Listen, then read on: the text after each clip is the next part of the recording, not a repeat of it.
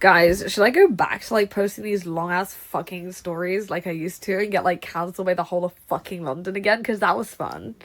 That was fun, wasn't it? Um, anyway. Have any of you guys seen that shit about like Rachel Ziegler and like Snow White? Because like honestly, you couldn't fucking pay me to give a shit. I'm really confused as to why this is like an issue. Like why white nationalists are focusing on Snow White not being white instead of like the piles of immigrants coming into the country. I just want to know. Like, please explain to me why an actress who is already a millionaire getting chosen over another actress who's also a millionaire is what people are worried about. Like, are we good? Are we good, chat? Like, are we okay? So, the other thing I want to talk about is effective IQ versus your actual IQ. When you lack dopamine and serotonin and you have something like ADHD that's left untreated, your effective IQ is going to be a lot lower, which means you can be super smart and find yourself doing really dumb shit. You know that you're doing really dumb shit, but you don't have that impulse control. You don't have those chemicals that say, hey, don't do that. So essentially, I was just making worse and worse decisions. And no, I'm not in a fucking psych ward. I literally, I'm in London. This is like a building that my work uses when I have to go down to London for like business events.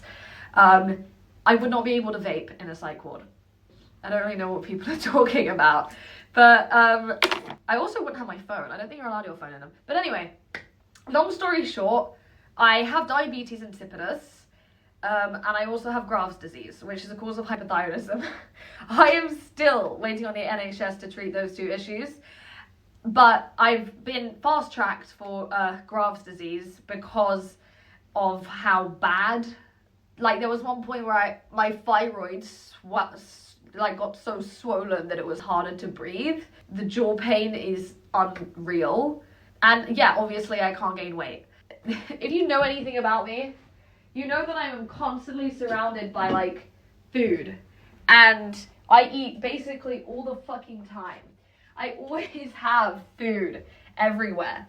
But it just doesn't stick. The weight just doesn't stick. And it's something that I'm very fucking self-conscious about. I keep getting, like, asked, do you have an eating disorder? I can help you if you have an eating disorder. Hey, why don't you eat a burger? You need to do this, this, and this. I don't think people understand that what's wrong with me is an organ problem. My thyroid doesn't work, it is too fast. It is so fast that it's one of the worst cases the doctors have seen. No amount of eating will actually do anything until my thyroid is treated. I am on beta blockers now, waiting for basically them to use radiation to remove a large portion of my thyroid, because basically the idea is that it stops producing or working as fast, and therefore you don't need to have the whole thing removed. I had radiation therapy before for something else, which was basically hypermetabolism, which is a little bit different. Hypermetabolism tends to be caused by like almost like a shock.